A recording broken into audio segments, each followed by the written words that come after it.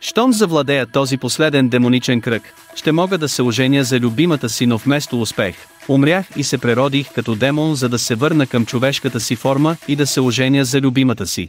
На екрана изскача прозорец избор: ако искам да се преродя като човек, трябва да умра отново, но ако не умра скоро, един ден ще управлявам света на демоните. Решен да постигна целта си, се отправя към човешкия свят, надявайки се да загина в битка, но всеки бяга в ужас само при вида ми, дори на събрание на демоните. Заплюх в лицето на генерала, провокирайки го да ме убие, но дори след като ме удари с всичка сила не умрях. Всички бяха шокирани, мислейки, че съм невероятно силен, но вместо това, принцесата на демоните се влюби в мен, след като видя глупавите ми опити да загина от Зун, който също иска да се ожени за принцесата.